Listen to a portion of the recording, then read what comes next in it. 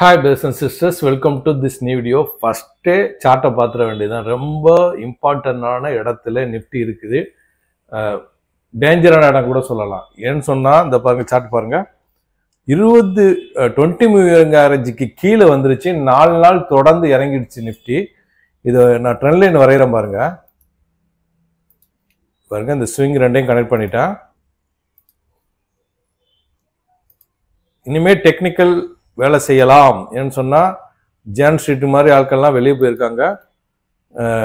இப்போ பேன்ல இருக்கிறாங்க. அதோடைய செய்தி இனிமே தெரியும். இந்த இடம் பாருங்க, ஒரு ரெசிஸ்டன்ட் லைன்ல நின்றுருக்கு. அதுவும் 50 மூவிங் ஆவரேஜ்ல சப்போர்ட் எடுத்திருக்கு. பெரிய சப்போர்ட் எடுக்கல, ரெட் கேண்டில் தான் போட்டிருக்கு. சரியா, ரெட் கேண்டில் போட்டிருக்கு. ஸோ இதை பிரேக் பண்ணிச்சுட்டா அடுத்தது வந்து நமக்கு 24,500 தான் இந்த ரெசிஸ்டன்ஸ். சரியா, இன்னொரு அதனால இது ரொம்ப முக்கியமான இடம் நிஃப்டிக்கு. வர நாட்கள் அது எஃப்ஐஸும் ஃப்ரைடே 5,000 கோடிக்கு வித்திருக்கிறாங்க. டாடா ஸ்பாட் சொல்றோம் 5,104 கோடிக்கு வித்திருக்காங்க. ஸோ எல்லாமே ஒரு நெகட்டிவா இருக்குது. ஃபர்தரா பார்ப்போம். ஒரு 2 நாளாக வீடியோக்கள் கரெக்டாக வரல. ஏன்னா நான் வெளியூர் போயிருந்தேன் சில வேலை விஷயமா. இருந்தாலும் ஒரு ஷார்ட்ஸ் போட்டேன், சில வீடியோலாம் போட்டு கவர் பண்ணிக்கிட்டேன். இனிமேல் தொடர்ந்து வீடியோ வரும். அப்போலஜேஷன். இப்போ வந்து 127 points down, sorry 1,277 points down. அதாவது இந்த இடம் பாருங்க, லைஃப் டைம் வந்து 26,277, இப்போ 26,500 பக்கம் 1,277 லைஃப் டைமை விட கீழே இருக்கு. அதே மாதிரி இந்த மாசத்துல ஒரு 600 பாயிண்ட்ஸ் டவுன் ஆயிருக்கு. இந்த ஸ்விங் பாருங்க, இந்த சேனலுடைய ஹைட்டுக்கும் இந்த சேனலுடைய இதுக்கும் ஒரு 600 பாயிண்ட்ஸ் கீழே இறங்கி இருக்கு.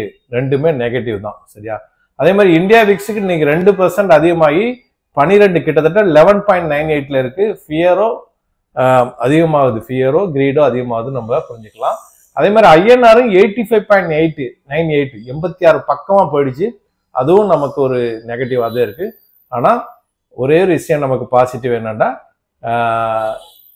இன்ஃப்ளேஷன் இப்போ கம்மியா இருக்குது. அதாவது 2.1%, அது மட்டும் பாசிட்டிவ்ல இருக்கு. ஓகே, இப்போ வந்து 5 மினிட்ஸ் கேண்டில் பார்த்துருவோம். ஃப்ரைடே க்ளோஸ் வந்து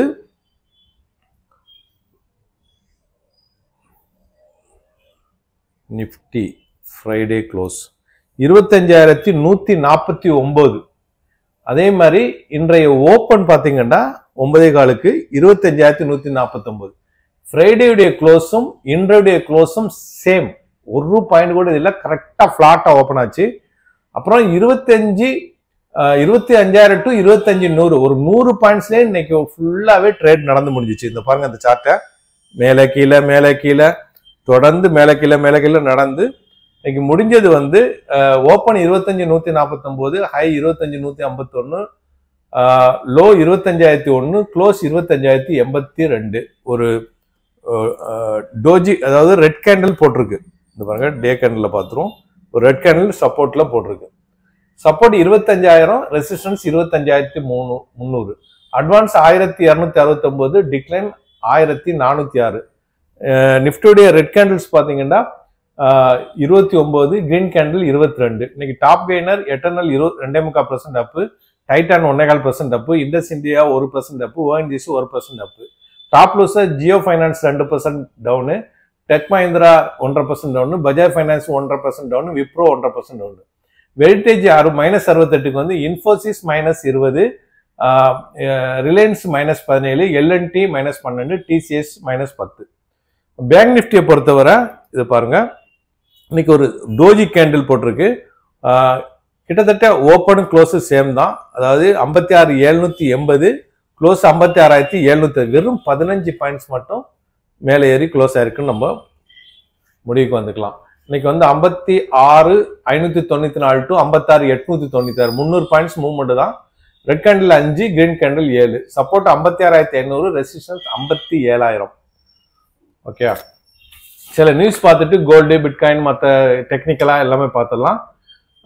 சில்வர் வந்து வரலாறு காணாத ஒரு ஹை போயிருக்கு. அதாவது 1,15,000 ஒரு கேஜ் விற்கப்படுது. ஹிந்துஸ்தான் ஜிங்குடைய ஷேர் வந்து 2% அப் ஆயிருக்கு. ட்ரம்ப் வந்து ஆகஸ்ட் 1 அன்னைக்கு என்ன சர்ப்ரைஸ் பண்ண போறா தெரியல. அதுதான் லாஸ்ட் டே ட்ரம்புடைய தாரிஃபுக்கு. அப்புறம் ட்ரம்ப் சென்ட் டு உக்ரைன் பேட்ரியாட்க்கு அனுப்பிட்டாரு ரஷ்யாவுக்கு எதிராக உக்ரைனுக்கு.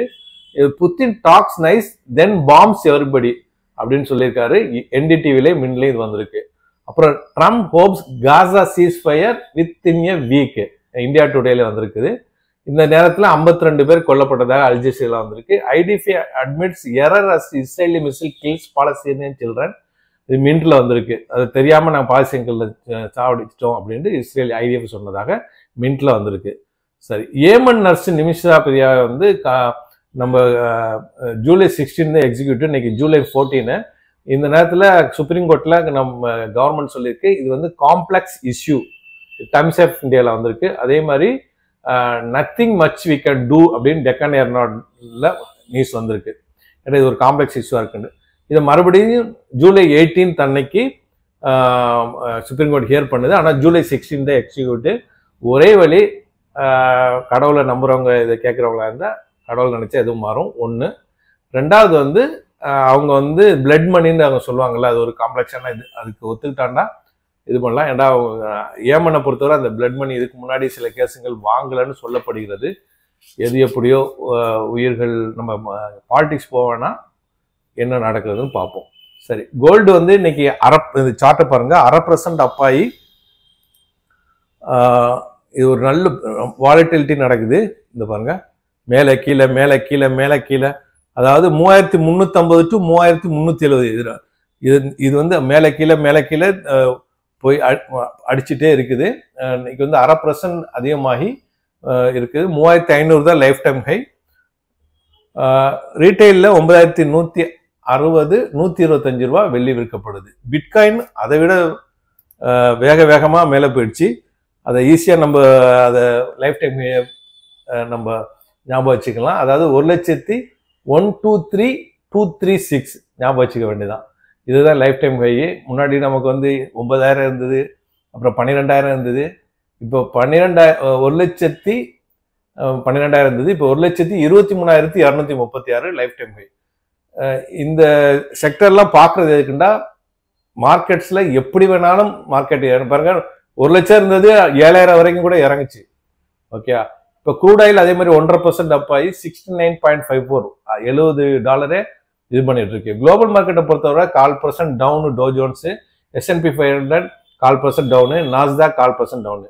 Europe market FTSE 1/4% up, Italy CSC 1/2% down, DX Germany வந்து 1% down. Asian market Japan Nikkei 1/4% down, Singapore ஸ்டேட் Times 1/2% up, Hong Kong Hang Seng 1/4% down, Taiwan 1/2% down, Korea KOSPI 3/4% up, SCT composite 2% up, Jakarta Indonesia 3/4% up, China Shanghai 1/4% town.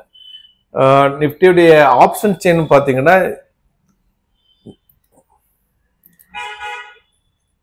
Support வந்து 25,000ல 1,19,000 contract இருக்கு. Resistance இந்த இடத்த zoom பண்ணி கூட பாருங்க. ரெசிஸ்டன்ஸ் வந்து ரொம்ப இதா இருக்கு. அதாவது 25,200, 300, 400, 500, 600, 700, 800 இது எல்லாமே 1,00,000க்கு மேல ஓப்பன் இன்ட்ரெஸ்ட் இருக்குது. சவுட் மேனிக்கு எல்லாம் ரெசிஸ்டன்ஸ்ல ஓப்பன் இன்ட்ரெஸ்ட் அதிகமாக இருக்குது. ஓகே, ஈவென்ட்ஸை பொறுத்தவரை நமக்கு இன்ஃபிளேஷன் 2.1% இது பாசிட்டிவ் சைடு. அப்புறம் சைனாவுடைய GDP வர வேண்டி இருக்குது. அப்புறம் வந்து FI வந்து இது வரைக்கும் 10,284 கோடிக்கு வித்திருக்கிறாங்க. இதுக்கு முன்னாடி அதாவது ஃப்ரைடே வந்து 5,104 கோடிக்கு வித்திருக்காங்க. பாக்கி நாட்கள் எல்லாமே சின்ன சின்னதா வாங்குறதும் விற்கிறதும் நடந்திருக்குது. ஸோ FIs வந்து செல்லிங் சைடு இருக்கிறாங்கிறத நம்ம புரிஞ்சுக்கலாம். மார்க்கெட்டுடைய சார்ட்டை டெக்னிக்கலா நம்ம பார்க்கும்போது இது பாருங்க, மார்க்கெட் வந்து மேலே போச்சு, கீழே வந்து மேலே போச்சு. இப்போ ரைசிங் சேனலுடைய பாட்டத்தில் இருக்கு. இதை நான் வரைகிறேன். டெக்னிக்கலா இங்கேருந்து இதை பவுன்ஸ் பேக் ஆகணும். இதுக்கு வந்து FIs நமக்கு ஒத்து போகணும். ஒரு நல்ல குட் நியூஸஸ் வரணும். ட்ரம்ப் வந்து சும்மா இருக்கணும், அதாவது ஏதாவது பேட் நியூஸ் சொல்லாம. அப்படி இல்லாட்டி ஏதாவது பிரச்சனைண்டா இங்க பிரேக் அவுட் கொடுத்து புல் பேக் நடந்து ஃபால் வரதுக்கான சான்சஸ் இருக்கு. 2 சான்சஸ் இருக்கு டெக்னிக்கலா. சரியா? இந்த வீடியோ பயனுள்ளதா இருக்குன்னு நம்புறேன். மற்றவங்களுக்கு ஷேர் பண்ணுங்க. தேங்க்ஸ் ஃபார் வாட்சிங்.